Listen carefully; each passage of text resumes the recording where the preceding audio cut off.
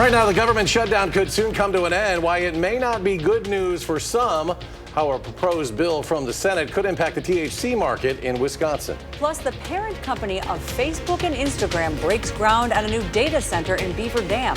We'll have the details. And later, the Madison Police Department will have to wait even longer for body cameras. We'll take a look at the latest proposed amendment. And we welcome you to News 3 Now at 6. Good evening. Thanks for joining us. I'm Eric Franke. And I'm Sarah Carlson. Marijuana is not legal here in Wisconsin, but an industry of intoxicating hemp-derived products has boomed nationwide thanks to the 2018 Farm Bill. And that bill removed hemp-derived cannabis products from the definition of marijuana with a loophole. And a loophole that Armand Rahman reports is now closed in order to reopen the government. The funding bill that could end the government shutdown could shut down the hemp industry in Wisconsin and across the country. It's a horrible idea. It will be very devastating. Part of the funding bill passed by the Senate this week closes the loophole for hemp-derived THC products that was in the 2018 Farm Bill by redefining what makes up legal hemp and limiting the THC found in hemp-derived psychoactive products like beverages, edibles, and more to 0.3% or less. Products that have come to be sold in bars, gas stations, and even grocery stores. It's causing some sellers to look to lobbying for regulating the industry in the year they have before the bill is enforced. Making sure that there's better packaging, that better labeling on packages, age restrictions. In the cannabis world, time is inflated somehow. The amount of stuff that can happen in a year is monumental compared to other industries, I believe. We can't get cannabis recreational or medical, but legalizing and regulating hemp in Wisconsin is what will save the Wisconsin industry. Brooke Bartels, who owns Madison Extracts Laboratory and 2 dispensaries in the city, wants to fund a PAC to keep lobbying for Wisconsin Senate Bill 606, which aims to regulate the industry. Reporting in Madison, Armand Rahman, News 3 Now. Armand, thank you. And some Wisconsin Republican lawmakers were looking at closing the so-called THC loophole a few months ago after 85 people were affected by THC-contaminated pizza in Stoughton. Well, Dane County Executive Melissa Agard approved a $916 million budget. That budget includes about $825 million in operating funds and $90 million in capital investments. The average Madison homeowner will see a property tax increase of about $15 a year. The Sheriff's Department will see 20 vacant positions frozen, and all Dane County employees will see a 1% reduction in their salaries. Despite the new budget, Dane County likely faces a $31 million structural deficit for 2027. And Governor Tony Evers is suspending rules that impact the state's program for emergency assistance to residents who face housing insecurity or an energy crisis. This move comes just as the federal government appears to be on the verge of reopening. The Wisconsin Department of Children and Families Emergency Assistance Program connects those in need with housing resources, childcare, health care, and other resources. The governor says suspending the rules will allow eligible Wisconsinites to apply for assistance throughout November, regardless of whenever the government shutdown ends. Meta, the parent company of Facebook and Instagram, is building a $1 billion artificial intelligence facility in Beaver Dam. Meta, along with Alliant Energy and the Wisconsin Economic Development Corporation, announced the 700,000 square foot project this morning. Residents have raised concerns about the impact that centers would have in their communities, including over water consumption. Today, a representative from Meta tried to ease those concerns. Meta prioritizes water stewardship as well, and we have a goal to be water positive in 2030. That means that we will restore more water than we actually consume. And this is set to be the first data center that Meta will have in Wisconsin. Well, turning to the weather now, the warm-up continues. It feels beautiful. Chief Meteorologist Alex Harrington has the latest. And we have even warmer weather on the way. By the time we get to the end of the week, we got 62 on Friday, 61 on Saturday. Then temperatures will cool down. But let's focus on the next 3 days of very nice weather with that 55 as we head into Thursday. As we take a look at our temperatures for tonight, upper 20s to right around 30. Absolutely where we should be for this time of year. But everybody's probably wondering about the northern lights. We have clear to partly cloudy skies expected tonight. If we get any clouds, it looks like it'll be a little bit later in the evening for, let's say, Madison, Lone Rock, up towards La Crosse areas, south and west towards southwest Wisconsin. I will track those clouds a little bit when I come back with you so you know exactly the timing of when those clouds will enter your neighborhood. Partly sunny skies, we'll do 55 on Thursday with light winds, I should add here. Some areas out towards the Wisconsin or the Mississippi River rather, could get close to 60 on Thursday. Those temperatures out there right now, we got 46 in Madison, 45 in Lone Rock, 48 in Boscoville and in Prairie du Chien, 45 in Janesville. We'll zoom on in here to Dane County, 46 at the airport, upper 40s to the west up towards Highway 14 in Middleton and in Cross Plains. And as we wake up tomorrow morning, Thursday, partly cloudy skies, 31 going up for that 55. But what about some rain chances? We certainly could use the raindrops. I will track that cold front that's going to end the 60-degree weather on Saturday going into Sunday when I come back in a little bit. And I'll also show you the cloud forecast for tonight, which is important for the Northern Lights viewing. All right, Alex, thank you. We now know the identity of the man who died in an apartment fire in Fitchburg last Thursday. The Dane County Medical Examiner's Office says the 79-year-old died following the fire on Fish Hatchery Road near Popeyes. Colby was pronounced dead at a local hospital. Autopsy results confirm he died from injuries sustained in the fire. No other injuries were reported. Mr. Colby's death remains under investigation. A man is in the hospital after a severe crash overnight in Lafayette County. Just after midnight, deputies responded to a semi-tractor trailer rollover on U.S. Highway 151. The driver was headed north on the highway when he hit a crossover turnaround in the median. The semi-truck and trailer flipped across the southern lanes, which were shut down for more than 5 hours because of this. The driver, a 50-year-old from Burlington, was flown to UW Hospital with life-threatening injuries. A 46-year-old passenger, also from Burlington, was taken to the hospital, but with non-life-threatening injuries. A man in jail after firing a gun inside an apartment complex, setting off the sprinkler system. This was the scene early this morning on South Fair Oaks Avenue on the east side. Madison firefighters say the bullet punctured a water pipe in the ceiling. A 23-year-old suspect is now facing several charges in connection to the shooting. No one was hurt, but the building did suffer significant water damage. Madison Police Department will not get body cameras next year. A last-minute operating budget amendment to implement the program failed at the Common Council last night. The amendment looked to defund the Office of the Independent Police Monitor to fund the cameras. Our Ellie LaLiberte breaks down the proposal. Well, the council spent hours debating the amendment last night, and it ultimately failed 3-17. But it brought up two questions: if the Independent Police Monitor Office is effective, and why the Madison Police Department doesn't have body cameras. It's embarrassing for our city that prides itself on being progressive. Embarrassing. That's how Madison resident Bonnie Rowe describes the Madison Police Department's lack of body cameras. We've debated it for a long time, and now it's time for us to all ante up and put some skin in this game. Alder Isidore Knox Jr. sponsored a budget amendment Tuesday to do just that. The amendment would have defunded the Office of the Independent Police Monitor, or OIM, giving roughly $400,000 to Madison Police Department's body camera program. This after OIM came under scrutiny last year for a lack of timely reporting. How effective are they on actually their purpose of police monitoring?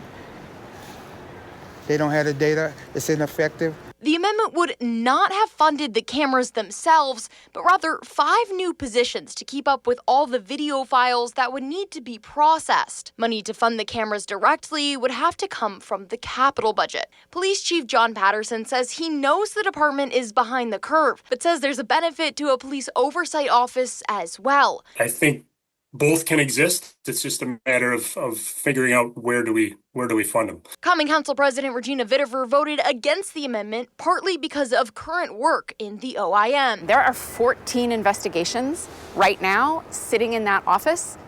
We don't know what they are. Some of them could be serious. If they're serious, we as the public deserve to know. But residents like Rowe hope it's not the end of the conversation. I do just think that it's important for our city to find a way to catch us up to the 21st century. Now, Chief Patterson also tells me he is advocating for the cameras, but added there's currently a backlog in the records department for video processing. That backlog would need to be addressed before the body camera program could be implemented. All right, thank you, Ellie. And coming up next, the Wisconsin Department of Transportation planning to conduct a new study on the Beltline. Plus, remembering those killed or seriously injured on our roads, what Vision Zero is doing to reduce the number of casualties.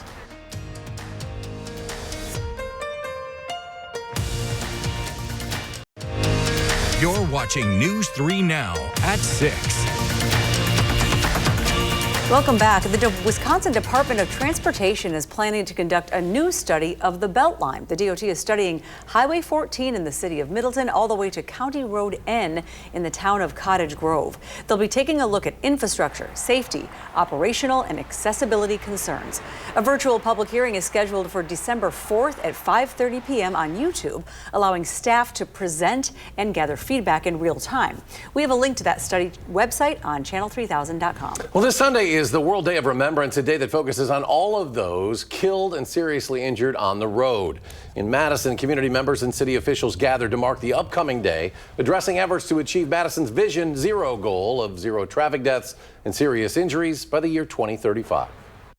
In the last 5 years, 67 people have died in traffic crashes on streets within the city of Madison. I think it's important every year that we take a moment to remember those 67 people. And we have to, in their memory, do our best to make our streets safer.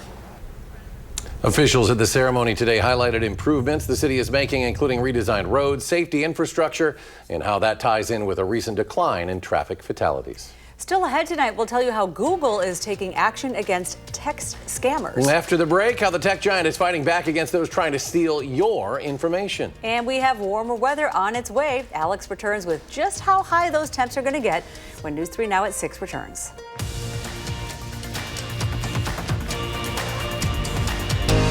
You're watching News 3 Now at 6. Welcome back. We've all gotten those sketchy text messages asking for passwords or money, and now Google is taking action. They say these fake stuck package or unpaid toll messages are part of a massive criminal network called Lighthouse that has stolen information through phishing and what are known as smishing scams.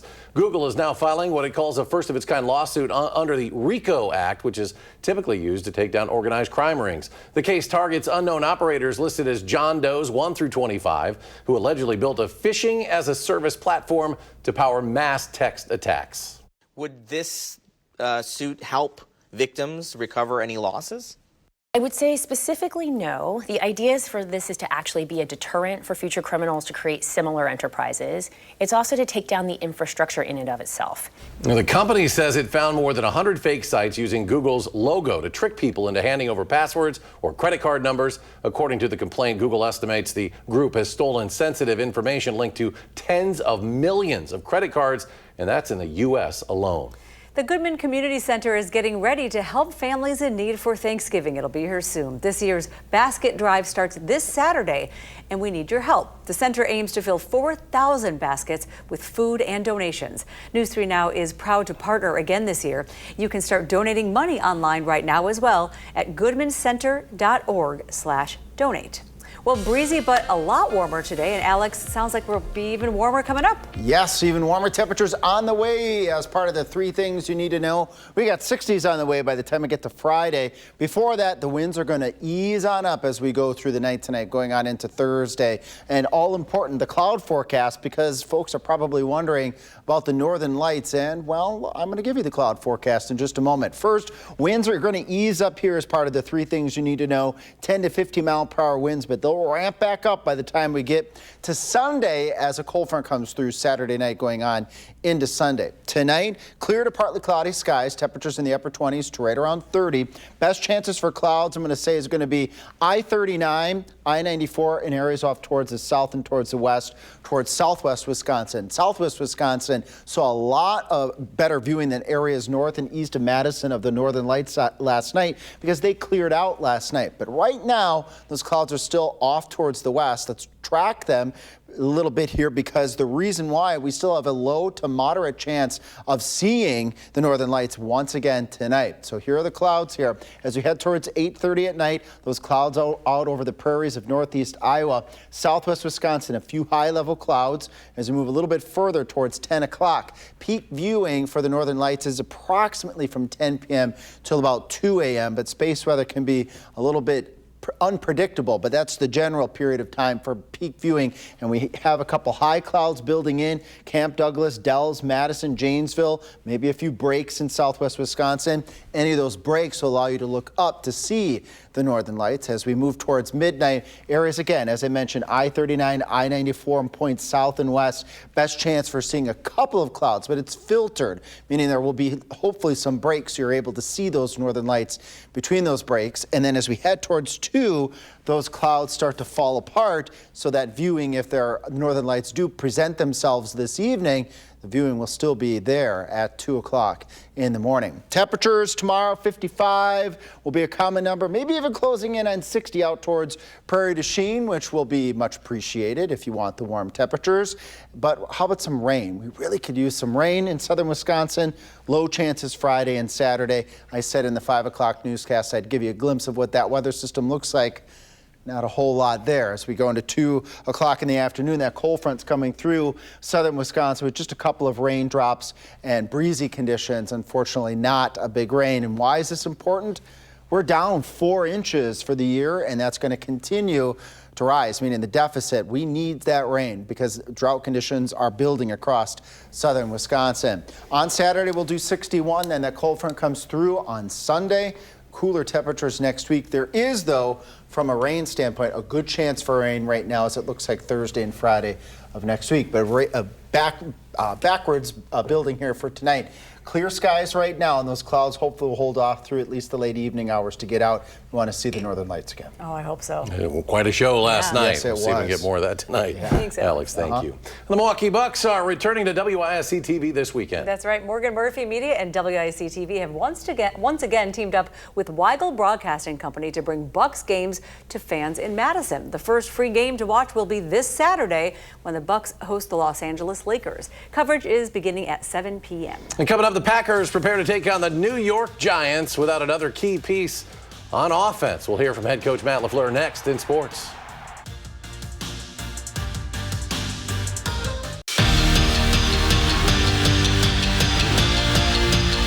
Badger men's hockey team lacing up the skates for Ohio State this week after they split their series at second-ranked Michigan over this past weekend. Our Nash Dara has more on the team's hot start to the season.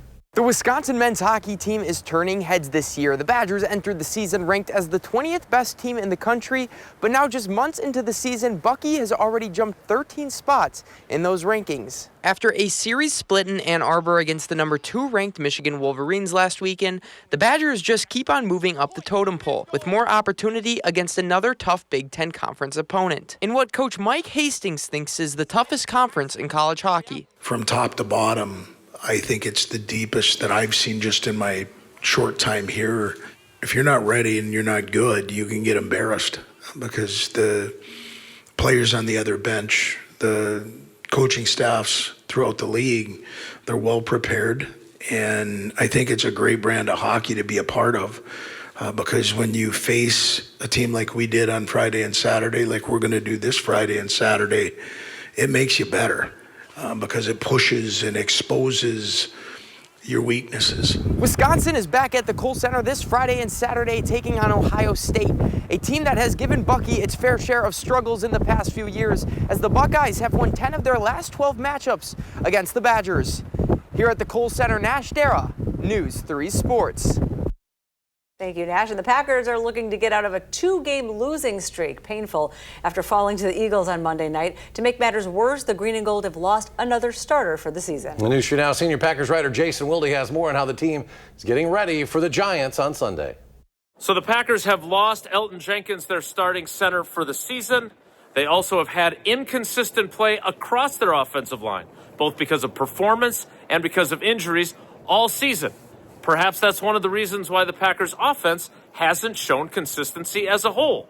Matt LaFleur saying today that he has challenged the Packers' offensive line to play at a higher level to get everything else going offensively. Yeah, absolutely. I think we have challenged them. I always think football, no matter who you're playing for, where you're at, what level, it starts up front. And so, yeah, you're always challenging those guys. And those guys, I think, they know we can do better, and it's just each week's going to be a little bit different, and we got a great challenge in front of us. When you look at the front for the New York Giants, this is one of the premier fronts.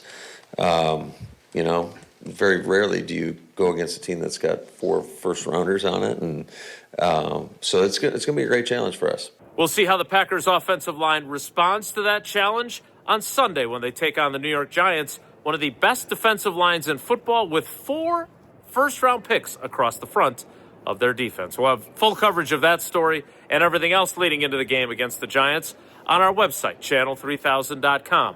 And while you're there, make sure you sign up for our Packers newsletter, which delivers that coverage directly to your inbox every single day. In Green Bay at Lambeau Field, Jason Wilde, channel3000.com.